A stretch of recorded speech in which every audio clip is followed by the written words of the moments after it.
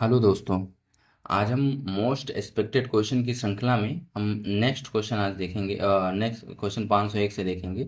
ये क्या कह रहा है, निम्नलिखित में से कौन सा सबसे परिष्कृत और प्रतिबंधात्मक सेवा है।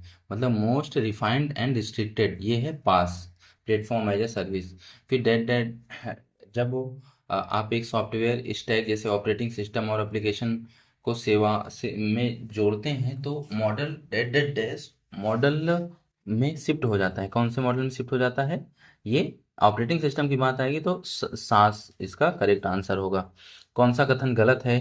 तो गूगल ऐप इंजन जो है ये आस का अनुसरण करता है, ये आस का अनुसरण नहीं करता। अभी ऊपर बताया था ना, ये पास का वो है, नहीं सास का software as a service. Google app जो है क्या है, वही है ना, सॉफ्टवेयर प्रोवाइड कराता है। तो इसका करेक्ट ऑप्शन बी तीसरा हो जाएगा। और वह सेवा जो आमतौर पर हार्डवेयर पर केंद्रित होती है निम्नलिखित में से किस सेवा मॉडल का अनुसरण करती है? हार्डवेयर पर केंद्रित है तो आस इंफ्रास्ट्रक्चर एज ए सर्विस। ये गूगल ऐप मतलब ऐप पे है ना, तो इसलिए ये सॉफ्टवेयर एज ए सर्विस को प्रोवाइड करेगा ना। ठीक है, फिर उसके बाद निम्नलिखित में से किस प्रकार के एप्लीकेशन क्लाउड कंप्यूटिंग के साथ काम करते हैं जिसे कम जोखिम कम मार्जिन होते हैं? लो टच इसका करेक्ट ऑप्शन है। फिर उसके बाद नेक्स्ट है, कौन सा कथन गलत है? क्लाउड कंप्यूटिंग उपयोगकर्ताओं और डेवलपर्स के बीच में नए अवसर प्रस्तुत करता है। ये सही है। मतलब क्या कि जो महंगे महंगे सॉफ्टवेयर हैं उसको कोई डेवलप नहीं कर सकता है, उसकी कमी ये क्लाउड कंप्यूटिंग हलने नहीं देता है। तो इसके बाद निम्नलिखित में से कौन सा क्लाउड कंप्यूटिंग एक विशेष विशेषता है? लो बैरियर टू एंट्री। ठीक है ना। फिर उसके बाद आर्टिफिशियल इंटेलिजेंस से रिलेटेड सारे क्वेश्चन ये नीचे आपको मिलेंगे। आर्टिफिशियल इंटेलिजेंस के बारे में क्या है? मेकिंग अ मशीन इंटेलिजेंस, ये इसकी आर्टिफिशियल इंटेलिजेंस की डेफिनेशन है। ये थ्योरी हमें ऊपर सब पढ़ा चुका हूँ वीडियो के माध्यम से। अब उसी से रिलेटेड हम सब क्वेश्चन देख रहे हैं। आर्टिफिशियल इंटेलिजेंस का क्या प्रयोग है, कहाँ कहाँ यूज होता है? Export service, vision system, gaming, हर जगह प्रयोग होता है। तो करेक्ट आंसर डी हो जाएगा चौथा। नीचे दिए गए विकल्पों में से कौन सा खोज एल्गोरिदम कम मेमोरी की आवश्यकता होती है? Depth first search. ये ग्राफ में सर्चिंग के दो एल्गोरिदम होती है, डेप्थ फर्स्ट सर्च और ब्रेथ फर्स्ट सर्च। मतलब जैसे मान लो यहाँ पे कोई एलिमेंट है, और तो अगर डेप्थ मतलब पहले नीचे वाले एलिमेंट को सर्च करो और फिर उसके बाद साइड में जाओ, तो ये होता है डेप्थ फर्स्ट सर्च। अब ये ब्रेथ फर्स्ट सर्च में क्या होता है? जैसे मान लो ये एक ट्री है, ये ऐसे है, फिर ऐसे ये है, तो इसमें क्या होगा, पहले यहाँ पे सर्च करना है, फिर यहाँ पे आना है, फिर ब्रेथ में मतलब पहले यहाँ जाओ, फिर उसके बाद नीचे आगे आओ। अब डेप्थ में क्या होता है, पहले यहाँ फिर यहाँ फिर यहाँ, ऐसे नीचे डायरेक्ट चलते हो। तो ये होता है ग्राफ एल्गोरिदम। फिर नेक्स्ट है, एक रोबोट बाहरी परिस्थितियों के अनुसार अपने स्वयं के पर्यवेक्षक को बदलने में सक्षम है, तो रोबोट क्या माना जाता है? उसको इंटेलिजेंट माना जाता है, मतलब खुद से सोचने समझने की क्षमता है तो इंटेलिजेंट माना जाएगा। कौन सी भाषा एआई पर आमतौर पर उपयोग की जाती है? पर्ल ज़्यादातर इसमें प्रयोग होती है। एक तकनीकी है जिसे यह निर्धारित करने के लिए विकसित किया गया था कि कोई मशीन आर्टिफिशियल इंटेलिजेंस प्रदर्शित कर सकती है या नहीं। उसे डेड टेस्ट के रूप में जाना जाता है, ट्यूरिंग टेस्ट। एलन ट्यूरिंग ने इसका टेस्ट किया था। ठीक है ना। फिर एक विशेषज्ञ प्रणाली का घटक है क्या? नॉलेज बेस, यूजर इंटरफेस और इंटरफेरेंस इंजन, ये सारे इसके घटक हैं। तो ऑल ऑफ द अबव हो जाएगा।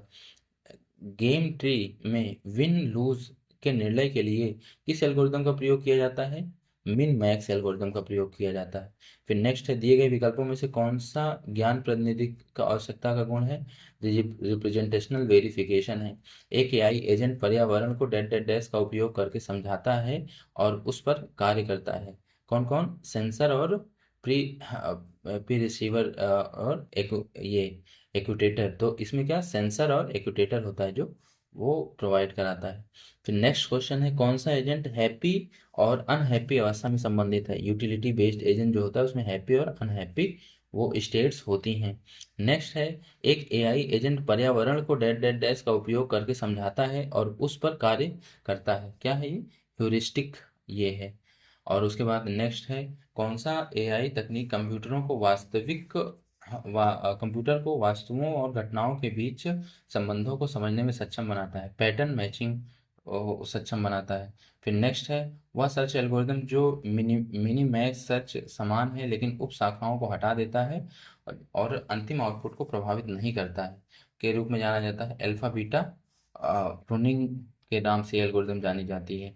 अल्फा बीटा प्रूनिंग को जिस अधिकतम गहराई तक लागू किया जा सकता है वो किसी भी गहराई तक वो लागू किया जा सकता है। कौन सा एल्गोरिदम दो वाक्यों को इनपुट के रूप में लेता है और यूनिफायर रिटर्न करता है? यूनिफाई एल्गोरिदम है।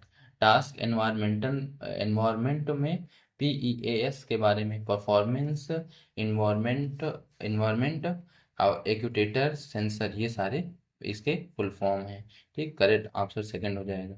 वेब प्रोलर क्या होता है? इंटेलिजेंट एजेंट होता है जो वेब पेज को ढूंढता है सर्च इंजन में। फिर उसके बाद नेक्स्ट है आर्टिफिशियल इंटेलिजेंस में ज्ञान को डेट डेट डैश के रूप में प्रस्तुत किया जा सकता है किसके? Predictable logic, proposition logic, compound logic और मशीन लॉजिक। तो प्रिडिक्टेबल और प्रोपोर्शनल दोनों के बीच में ये वो किया जा सकता है। तो करेक्ट आंसर पहला है। एक दो। और वास्तविक जीवन में एआई प्राप्त करने के तरीके क्या हैं? मशीन लर्निंग, डीप लर्निंग, ये दोनों इसके एआई को प्राप्त करने के तरीके। एक एआई एजेंट का मुख्य कार्य क्या होता है? Receiving, thinking and acting on the environment, ये इसका वो है। सर्वश्रेष्ठ एजेंट वह है जो क्या करे? किसी भी समस्या को हल करने के लिए उपयोगकर्ता इनपुट की आवश्यकता होती है, ये नहीं है। नेक्स्ट क्या है?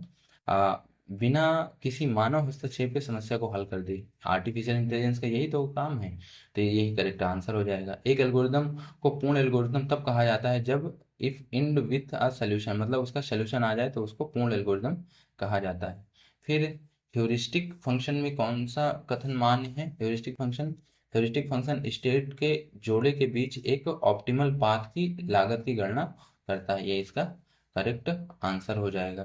फिर उसके बाद नेक्स्ट है दिया गया कौन सा तत्व एआई एजेंट के प्रदर्शन की सुरक्षा है सुधारता है और ताकि यह बेहतर निर्णय ले सके? लर्निंग एलिमेंट उसको सुधारता है। मशीन लर्निंग कितने प्रकार के होते हैं? तीन प्रकार के होते हैं, सुपरवाइज, अनसुपरवाइज और इन्फोर्समेंट। और एक सेमी सुपरवाइज होता है लेकिन उसको नहीं इसमें काउंट किया जाता है। डिसीजन ट्री एल्गोरिदम का उपयोग करके अपने गंतव्य तक पहुंचता है। सीक्वेंस ऑफ टेस्ट, राज्य, अंतरिक्ष खोज, स्पेस रिसर्च सर्च की समस्या को हल करने के कितने तरीके हैं? दो तरीके हैं।